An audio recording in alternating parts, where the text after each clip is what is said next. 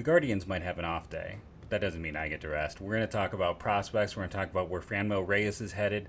We will also debut my Guardian Shadow Draft on today's edition of Locked On Guardians.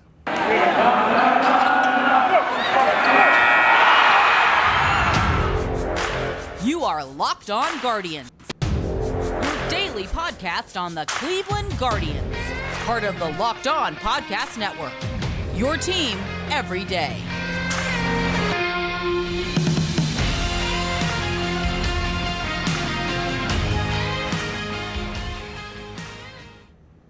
Hello, everyone, and welcome to Locked On Guardians. I'm your host, Jeff Ellis, formerly of Scout, formerly 24/7, now all of Locked On. I had someone bring up that I don't need to give my my LinkedIn bio at the start here. It's literally what you're supposed to do with the podcast. Is every episode can be someone's first, so you want people to know who you are. The reason I talk about that is very recently, for instance, the 5 Trade Targets podcast. I don't know why, but got like 4 times the downloads of a normal podcast for me. I really don't know how or why that occurred. Like, I get it sometimes, like on YouTube, I might hit the algorithm right.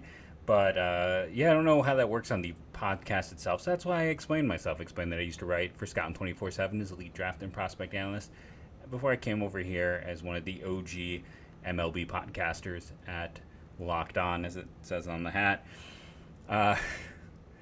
As we approach episode 800, I don't know actually how close I am to it, but we are getting closer to it. So as I mentioned on the show today, Franmil is going to a new location, the Cubs. The Cubs claimed him. It's interesting because, you know, they have the most connections to Cleveland. If there was any big negativity with him, you think they would know. It makes you just think that the Guardians were banging their head against a wall and released Franmil because they wanted to get, you know, reps for their young players. And also, you know, they maybe respected his desire to not sit in AAA. And I mean, you know, who's happy right now is good old Paul Dolan. I mean, he just saved about $2 million with the Cubs claiming him. So I don't think that was really the cause of this. If he was playing well, he's not getting released. But you do have to laugh at the end of the day. They get through the deadline by saving money instead of going all in when you are in the thick of things. I also do want to comment, like I've seen a lot of people post, not a lot, but I've seen enough things pop up about wokeness with the Guardians' name and people kind of wanting this team to fail. It's a fun team. You should embrace it and not get mad about the name. And the other thing that has to be pointed out is a lot of people talk about the attendance numbers. It's hard to compare them. I'm going to wait till the end of the year to really see if the name had an effect. But the thing I want to point out and say is it's really hard to compare the data in general because 2019 was when that core was still in place. You still had Lindor, you still had Kluber, you still had that great core of teams that had been, you know, in the playoffs, 5 straight years? And that's the last time you compare data, and that's pre-pandemic. But you compare data at the midpoint right now, when people sit down and do that, it's silly because they've had the least home games in baseball. It's a team that has just not had the opportunity. So the data right now is skewed. If you're seeing that stuff pop up, it's clickbait. Let's just move on. Franmil of the Cubs. The other point that needs to be made here is this is why I was talking about doing a 2 or 3 for 1 trade when it comes to Franmil. When it comes to the Cubs, trading multiple prospects to the Cubbies, where Franmil is now, because they have 40-man spots. They had the ability to absorb multiple prospects, and they should be looking to absorb multiple prospects. It was a situation that made a lot of sense. We do not see anyone go there, unfortunately, for an Ian Happ or Wilson Contreras. It sounds like Contreras. I don't know what occurred there. My co-host wants to hop on the mic. But, I mean, I assume Happ rightfully at this point was kind of expensive. Contreras, I don't know how much Cleveland really... They checked in, but the negative defensive value is going to be hard for them to stomach. This is a team that puts such a value on defense. So, there is that. Just the truth of the matter. As we discuss things, I've talked about the fact... Well, I'm saying the fact of the matter too much already. But one of the things I want to discuss is my yearly shadow draft. So let me see if I can get this in the YouTube. You're going to be able to see it. Over here is my signing sheet. So I did do a shadow draft for this year's draft. If you're draft out, this is part of segment 1. It's not the full segment. I'm not going to spend a ton of time here. Here is the sheet I used. You can see what the Guardians actually did over here on the left. Here's what I did on the right. So my big changes were, I debated this. I debated going Cam. Here's the thing. I was unlikely to stick with Chase DeLauder. He was my 13th rated prospect. I think he's a great addition. That is not a knock on him. With that pick, I was either going to shoot the moon and go for Cam Collier, who's my number 2 player, or go with Drew Gilbert, who was my 11th rated player. Gilbert signed for like 2.5. So, I mean, significant savings that I could have really spread around. But at the end of the day, if you're picking between 2 or 11, I'm like, I thought about Collier in a very strong class, high enough to put him 2. I'm willing to pay $5 million. So that requires some movement. I kept Justin Campbell, who I viewed as a top 30 talent, who they got at 37. Chandler Simpson, if you followed the podcast or me talk about the draft, I viewed him as a top 40 talent in this class. The Rays took him in the second round. Taking him here netted huge savings. You can see Parker Messick was $1.3 million. You're looking at $750,000 for Simpson. So that allows me to start covering for Collier. Joe Lampe was someone I wasn't as high on. Trey Dombrowski's another guy who made my top 50. That saved me, another $300,000. And then to get over the hump, Sonny DiChiara getting $172,000 is kind of fascinating. Him and Ivan Melendez are close to the same age. DiChiara was a two-way guy. He played in a better conference and put up almost as good of numbers. But Melendez got 1.4.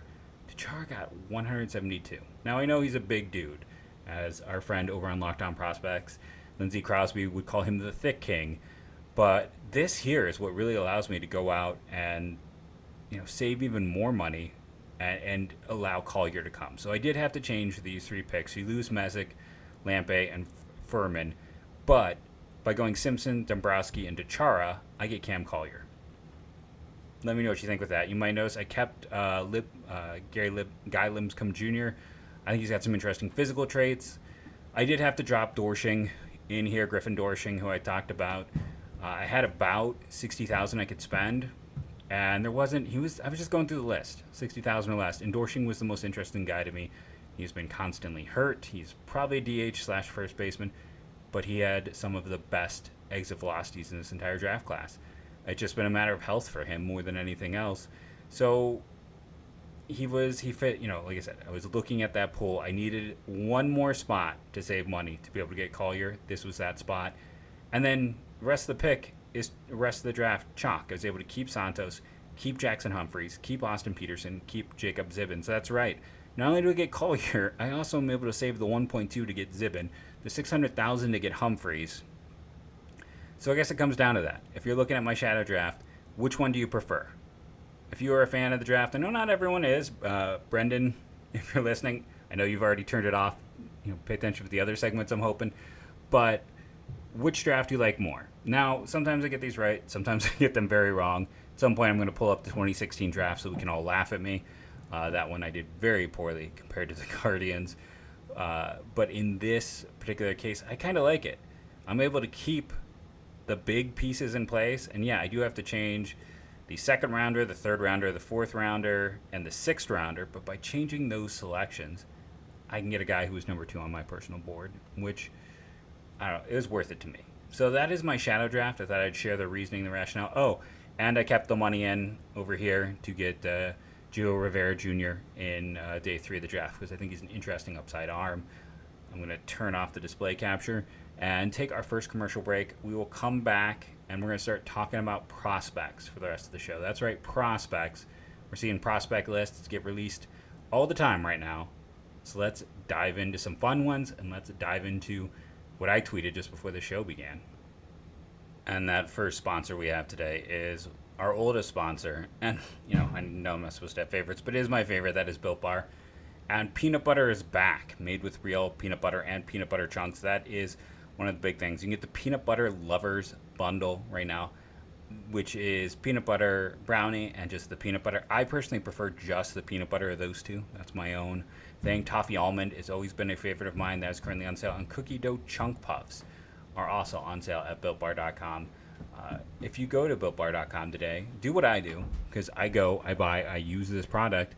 Use that promo code LOCK15. That's LOCK15 to save 15%. That is the best discount you will find on the best tasting protein bar on the market. BuiltBar.com. Remember that promo code is LOCK15. I've got them just right over here. I'll be eating one later. Go check them out for yourself. So let's talk prospects. I saw a lot of talk because I don't know if they re-racked the Guardians prospects or if there was a change in the top 100 over at MLB.com. I also don't understand. I just opened MLB's one. If Corbin Carroll isn't your number one prospect, you're doing it wrong. In that this is where, like, okay, if I look at this top 10, this is where I feel good about myself as a prospect evaluator. Jordan Walker, I was the high person on in his draft class. Gunnar Henderson, high person on in his draft class. Corbin Carroll, high person in his draft class. Now, for those of you who get tired of my bragging, Grayson Rodriguez completely blew it. That is someone I didn't understand why they drafted him, didn't like the pick. That was one of my least favorite first rounders. So for the three I got right, and Volpe, I was lukewarm on. Just lukewarm on him. So, yeah, and I don't necessarily still get all the Tristan Casas love. And Jack Leiter is too high on this list, and I can keep going on. But the Guardians have 9 players in the top 100. I think because, they did somewhat of a re-rack because Bo Naylor was down the list and he moved up, and now he's the 100th rated prospect on that list. Logan Allen saying 95. Nolan Jones at 96. Cleveland, Daniel Espino is at 10. They don't have a ton of guys super high, but it is interesting they have that many guys. Now, I also want to talk about an under-the-radar draft person. Not draft prospect, but also draft. I was reading some of his draft stuff earlier, so that's why I would recommend it. At Mason_McCrae, MCRAE. He's one of those, when I talked about Kieran before, they have the data that I wish I had. They have all of the data that is lacking. But it is an interesting list because he goes into that stuff. He talks about things you're not liable to see other places. And for instance, I think it is very enlightening to look at, his talks about someone like Bo Naylor, Gavin Williams, the health issues that have plagued Gavin Williams. But even what he's talking about when we get down to someone like Tanner Bybee. So, for instance, give you a little look, he talks about how he was rated for him 313th in his college draft class for him. But talks about the sinker-slider combo. And then, for people who are lower on Valera, he explains it. It works in loops, so his best contact comes at the bottom of the zone due to his low ball proclivity. This hurts him, though, as he can't elevate four-seamers, which is, the most common pitch in the big leagues, which is why, some people are very low. That's why, Fangraphs has him not as a top 100 prospect, because there are those who just don't think he's going to be more in a platoon bat, or don't think he can be successful with the way that swing is. And the last time I heard people talk about that, someone, dropping into my DMs and tell me there are serious concerns here, was Gabriel Reyes. And, we'll still see what he can do, but I think this is a very worthwhile list to go check out. I think there's some information in here on prospects you just don't see anywhere else. So I would follow Mason and go check that out. Now, I released essentially a top 20 today. And I did it differently. I just went through and made a list for my top prospects of, in order of trading. This is top. It's a top prospect list, but I also kind of looked at it just very honestly, which guy would be the hardest one to give up, and then I went down from there. So with this list, we're going to kind of go over it over the next two segments. We'll make this, a little bit of a prospect heavy with the off day. The Tigers are coming to town. We'll do a little bit of the Tigers in segment 3. Fun fact with the Tigers, they have one hitter who has 100 or more at-bats with a runs created plus over 100. That's how bad they've been. Remember the great story of Akil Baddoo? He's got an 18 this year. How about, the impossible-to-miss kid, Spencer Torkelson? He's at a 68. He has been Franmil Reyes for them, essentially, on a lot of levels. Riley Green, we've all heard about how fantastic he's been. He's been solid, but he's got a negative WAR as well. He's at a 90 runs created plus with a negative defensive WAR. I mean, it's all been bad. There's no other way around it. This team, that Detroit team, we'll talk a little bit about pitching and the like, but I mean, Eric Haas is the third best WAR of any Tiger right now. Fourth, Willie Castro. They just need to make more trades with the Guardians, it seems. We'll talk about that after we talk about prospects here. So let's go back. Why is Espino 1? I know I've talked about having a hard time with unicorns, not wanting to bet on unicorns. He has been hurt, and that is a concern, right? Is this a blip, or is this a sign of more to come? Is this Adam Miller, or is this Danny Salz? I'm kidding. I know those are both bad. What is the situation here? Is it Clevenger? Again, bad. That's the problem, though. It's like the injured arms didn't get healthy and stay healthy, and that's what you're hoping. I mean, Espino hasn't had anything major yet, but what he does when he is unlike any. He's the top pitching prospect in baseball if he didn't have health concerns. It's potentially 3+ pitches. It's unbelievable. The only thing holding him back is health. Number 2, I have Gavin Williams, and again, it's health. I mean, he had health problems in high school and college. He hasn't had health issues this year, and the walk rate is okay, but I mean, he's been pushed heavily and quickly. And I think, those two I look at as both potential frontline starters, and those are hard to come by. They are rare. And that's why they, to me, would be the 2 hardest guys to trade. Next up on the list, and it's also that they have the highest ceilings in terms of like WAR. I think those two really separate from the group. Next up, Brian Rocchio. I just feel like he's safe. Yeah, he's a shortstop, but he could. I don't think there's a position he couldn't play. Maybe not catcher because he just doesn't have experience, but you could put him anywhere. And he's a silky smooth athlete, silky smooth swing. He's just gonna hit. He's gonna play well. He's gonna do a bunch of everything. He reminds me a lot of Francisco Lindor at that age. And maybe because of that, I'm pumping him too high, but he just feels safe. And I say this as someone who 3 years ago, we talk about me being honest with stuff, and when I get it right, when I get it wrong. I was not impressed with Rocchio when he was a top 10 prospect as a guy in high A. I threw the 2020 season when he couldn't get out of Venezuela, I believe, to come work stateside. I mean, he was always the guy who was willing to trade away, and I'm glad they did not listen to me. And I now have him 3. Bo Naylor at 4, the catching position elevates the internal value, but he has been so good this year, just on so many levels, that I feel like he's a safer prospect. 5, Tanner Bybee. If you're not paying attention, he is that good. Yeah, was it the MLB list has him and Will Brennan like 28th and 29th. But again, they had Bo Naylor, I believe, in the 20s until like a week ago. So they're not always the most up to date. The people in the know are on Bybee because it's 2+ pitches. One can make a case that, I mean, he's up to AA already, that he's been more impressive at the AA level than Williams. Like, this isn't that hot of a take. The hot take, honestly, would be Bybee ahead of Williams. And you're like, well, how could you make that hot take? Because he has a perfect record of health. It's a safer profile, while also still being incredibly dynamic with potential multiple plus pitches. Like you could make that case. 6, George Valera. So this is the one where people are going to get on me and be like, you're a hater. And it's like at the start of the year, I had him number 1 in system. I talk to enough people. I hear enough things. I understand. I start comparing him to other players and other people at the swing. And it is a bit of a concern that, I don't know exactly how it's going to hold up. I think he's going to be a fine starter. He might be a guy who struggles more against lefties, who might have to be kind of a platoon type like Nolan Jones is. I don't buy into the superstar ceiling I see some places, but I buy into a plus starter. I buy into him being, offensively extremely productive. But I'm not going to go call him, the best prospect in the outfield since Manny Ramirez. I don't think that's fair to him, and I don't think it's quite dead on. He's not a top 10 prospect in baseball type to me. And there are, genuine warts and concerns. So I look at the guys ahead of him, like, Bybee really doesn't have any. His explosion this year has completely changed his story. Naylor, it's, 2 years ago was a bad year and questioned the defense. Rocchio, he had a slow start. Is that about the worst thing you can say about him? Williams and Espino, ceiling-wise, are just head and shoulders above everyone else in this system.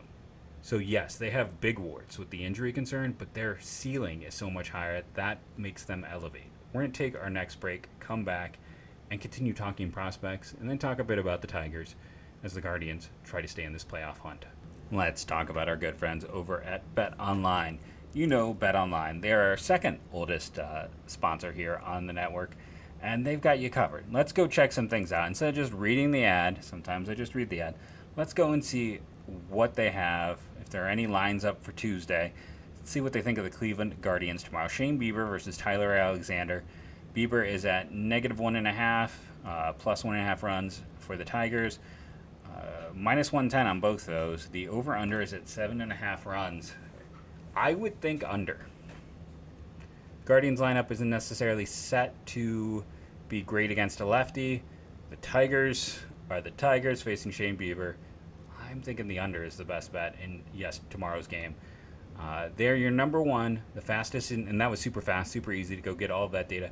They have you covered. Major League Baseball, NFL, NBA, NHL, golf, contact sports. You can bet on political futures over at BetOnline. Go check it out for yourself today. That is betonline.net, and they've got you covered. It's where the game starts. If I'm going to get through all 20, we got to start rapid firing this to a degree, right? So, after Valera and Nolan Jones, I think what he's shown in the big leagues, the defense and the arm have been a pleasant surprise. I think he can be, Valera is a higher ceiling, a better potential to be an everyday player. The gap between those two players doesn't necessarily, between Valera and Jones, justify those two being massively a part of my list. Valera, totally higher ceiling. But Jones, I think, has shown that he deserves an opportunity. 8, Logan Allen. I think he's probably more of a back end, but I think he's a pretty good bet to be a back end starter with a very high floor of being an amazing reliever. If not, Will Brennan at 9 might be a surprise. Again, not listed that high everywhere else. What more can the guy do? Like, all the metrics are great. All the production is great. You know, he came from a baseball program, not known for baseball, two-way guy, one of those players who has just gotten better every year. I think Brennan has to be a top 10 prospect when you talk about this system right now. And then I have Arias at 10 because the ceiling is still there for plus power, plus defense at shortstop. It's tantalizing. It's interesting. I know he's had a rough year with the injuries, but I have him at 10. And then I like to go to, just to continue the list, Angel Martinez at 11. Needs to be added to the Rule 5. Another one of those players. Excelling in low A, high A, but really excelling. Big numbers. Big prospect. Keep your eye there. Next, Ty Freeman. Again, I think he's more of a backup than a starter, and that's why he's just lower on my list. I think he's going to be a very good player for a decade plus, but I think he's more super utility than everyday. Cody Morris at 13, health. Honestly, it's like if he had been pitching this year, he'd already not be eligible for this list, I feel like. And in terms of ceiling, it's higher than Allen. He's pushing up towards that other group, but health has been the bugaboo. I don't know if he's going to last as a starter, if you move into the pen to hopefully help him stay more productive. Health is the holdback. Petey Halpin comes in at 14, and because he does everything. Petey Halpin has a little bit of a cult around him. People love Petey Halpin. He is the underrated prospect in the system. Doesn't have one particular area you look at and go, that is going to be his carrying trait. Just does a bit of everything and stays incredibly productive. No real hole in his game, and he's a strong defensive center fielder. John Kenzie Noel, just the power. I can't put him lower than 15. Contact rate is an issue. The strikeout rate is an issue. But man, I mean, that you can hear the baseball cry when that dude shreds into it. It's unbelievable the amount of home runs he's hit this year. Brian Lavastida at 16. I'm not going to give up on him because of an injury-plagued year. If we gave up on catchers after one bad year, Bo Naylor wouldn't be on this list. He had the rough year a year ago, and Lavastida passed him in most places and ranks. He's a plus athlete, excellent defender, good framer. Maybe he's a backup catcher, but he should be a long-term backup catcher for Cleveland. Next to Pache Stellader, 5-tool upside. He's not going to play this year, so it's hard to say. In a year, he could be top 5. But he is that guy who could definitely fly up this list. And if we haven't seen them, in the past few years draft a college bat early, it has been a while. You look at the players they've taken with those high picks, it's mostly been pitchers. So we'll see with this new aggressive approach to promotions if the latter, if he's on that track of, say, a Logan Allen or Gavin Williams, who were small school players as well. The James Madison is definitely smaller than those two programs, FIU and ECU. He should be in AA at some point next year. So we'll see. But the ceiling potential, that's all there. Jose Tena, he didn't follow up on the breakout. After the amazing Arizona Fall League, after the really good year, he's always had great traits. It's just, he just hasn't had the year to push for it. Hunter Gaddis, I've talked about many times on the show. Great prospect. Maybe he's a reliever, maybe he's a starter. I think he's going to play 10 years in the big leagues. And then Xavier Curry. Gaddis is just bigger and throws harder. So I put him ahead of Curry. Why can't I say Curry? Xavier Curry. But they're very similar prospects to me. It's a very similar story of maybe they're starters, maybe they're relievers. I believe both of them are major league talent. So that's my list. I know people, can debate it, can argue with it. I just think at the end of the day, what I see is two elite level prospects in system. Right now, two elite prospects that have big worries and risks. Then after that, it's kind of a jumble for the next 5 or so spots. And then, just making this list, players who got top 10 consideration, that goes long. That's not a simple thing. That's what's great about this Guardian system right now. It's the top 15, top 16. I thought for sure DeLauder would be higher and not sitting there at 17.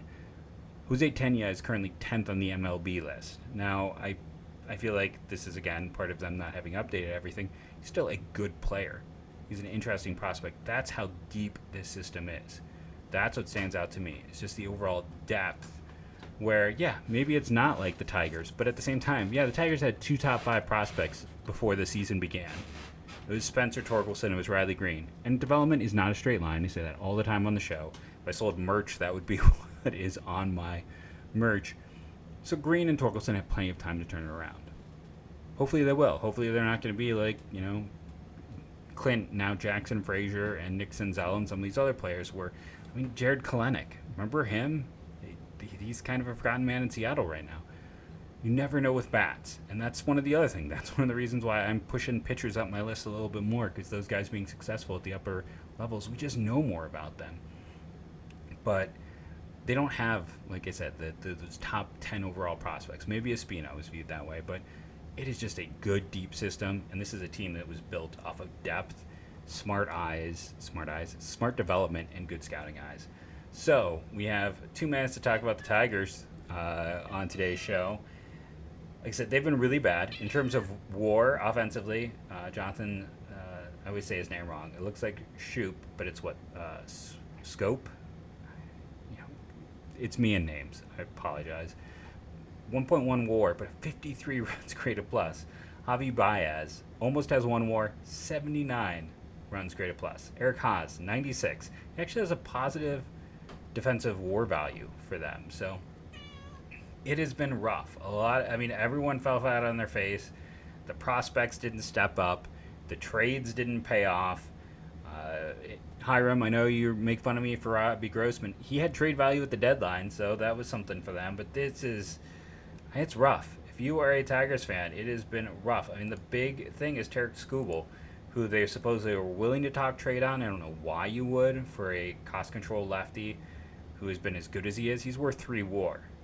You go through Andrew Chafin, and that's the thing. I don't know why they didn't trade Chafin. I believe he's on a 1-year deal.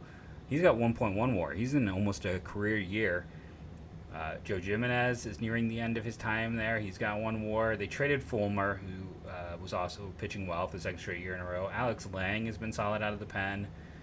Gregory Soto has been a solid pen arm. They have, actually, that's probably their best thing, is the pen depth. But it just, injuries have hurt the pitching staff. You expected more out of Manning. Alex Faedo finally got an opportunity, was looking solid. He goes down. Casey Mize with the Tommy John. The pitching got upended, and then everyone regressed. As we head into this series, let's see, if I just go to just pure standing, let's see. The Tigers have 43 wins. The Athletics have less, and the Nationals have less. That's it.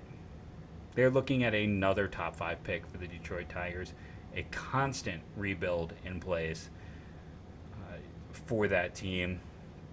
You should sweep this series. That's just the truth of the matter. You are competing. You have this 3-game series at Detroit. Bieber versus Tyler Alexander, advantage Cleveland. Aaron Savale, he's rusty versus True Hutchinson, but should still be advantage Cleveland. Bo Brisky hasn't been terrible, but Plesac should be advantage Cleveland. Then we get to see who isn't vaccinated, right? The trip to Toronto is going to be interesting. Remember, anyone called up for that series is not added to the 40-man, does not affect service time. So you could see a Bo Naylor this year. You could see some of these young players get an opportunity, as I'm betting at least 2, maybe upwards of 5 players are not going to be able to go to Toronto. And then after that series, Detroit again. So they need to make hay now. This is the point in the schedule where they need to sit here and... so I was just realizing that Alex Call was claimed by the Nationals. I somehow had totally missed that. Good for Alex Call. Glad he was claimed. He has earned that opportunity. Offensively, his numbers were very similar to Will Benson this entire year. Now he's 3 years younger and doesn't have the physical tools, but he performed exceptionally well. So I'm glad to see Call got claimed. But yeah, you got to sweep the Tigers. Basically, you have to beat the Tigers from here on out. Tigers are beat up. They have not played well. They don't have anything going right. You beat the Tigers. Toronto, it could be hard. You do have to face Gaussman, but, Kikuchi, Mitch White, they got in a trade with the Dodgers as a depth arm. The thing with Cleveland is actually, we'll get into this. I'm not going to give too much away. But Cleveland is weirdly set up to be successful against Toronto, and I'll explain that as we approach that series. I've been Jeff Ellis. This has been the Locked On Guardians podcast. For today, we're getting close to 500 subscribers. Make sure to subscribe on YouTube, rate and review. It helps. I have some thank yous to send out. I noticed on the podcast to people who have reviewed. I'll get to that on tomorrow's show. And as every show ends the same way, go Guardians go.